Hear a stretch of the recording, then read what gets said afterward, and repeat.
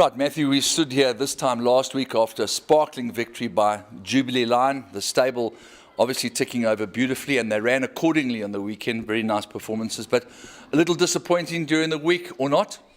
Not really. Weren't expecting much. The first timers have been a little disappointing at home, and they showed that on the track, so back to the drawing board with them. Yeah, obviously the one was very, very unfancied in the betting. The other one remained firm at 3-1 in a very, very weak betting race, so nothing to be concerned about. Yeah, unfortunately you can't help bad horses. It'll give them another go or two, and if they don't improve, well, then they'll have to move on to a weaker centre. Super. Then we start off in race number 1 with Volendlela, very interestingly named filly with Mary Slack, and Anthony Delpesh climbs aboard. Yeah, she's a slow maturing filly. The further she goes, the better she's going to get, so it's 2-2, but it's not on the ideal track. Last time she got a bit far back, which didn't help her because she's a unwinding type of horse. Anthony's got a draw, he's riding and she's drawn 4, so he should be able to put in a good position and dictate things his own way. I think there's only 1 or 2 horses capable of winning the race. I think we are one of them, and I think she'll run well. Absolutely top draw pedigree. Yeah, listen, like I said, she's actually bred to stay more than 3,000 metres, which they don't cater for really in South Africa much. So we're only kind of getting into her range now, and she's should be over her greenness, and hopefully she can run well. This fella now coming into shot is Talbeck. What are your chances here? He's a very smart horse. I think he's going to be a nice stayer. This race probably is going to come a little too soon for him. It's just his second run back from a rest, and he's probably not quite at peak yet, but the handicapper has dropped him, so hopefully that accounts for that. Expecting a good run from him, although he still will improve a little bit. And then one of the hardest working young men around, Jared Penny, climbs aboard Star Point.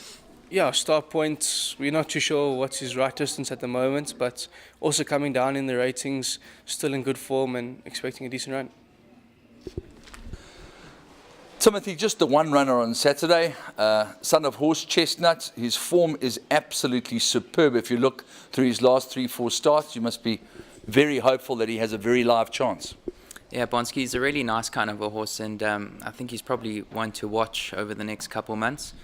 Coming off a race, he may just need the run, but he's a nice kind of horse. Obviously, this time of the year, you're starting to prep horses for bigger feature races.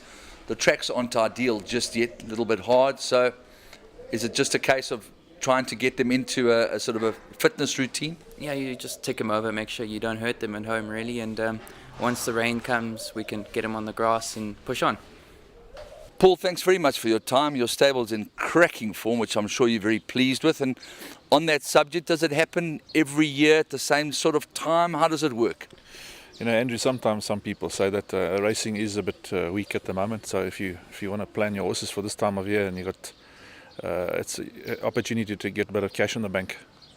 Okay, well that's fantastic, because in the second race you start off with a live charge in Pistolero.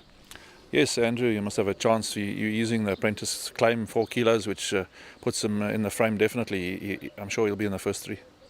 Super. Then Fani Chambers is one of those soldiers that keeps on plying his trade, and he rides Overstated in the 3rd. Yeah, decent type of rider. Alfani, very underestimated, but very well balanced rider. Overstated must have been with a chance. Her last run was a decent run, but running around a bit. We fitted blinkers for the first time. Hopefully she'll be in the frame. Then a very hard-working young man is Jared Penny. He rides 2 under par in the 4th. Yeah, 2 under par. We're just trying on the extra distance, 1400. We still might think it'd be far bad draw, so we don't really fancy him.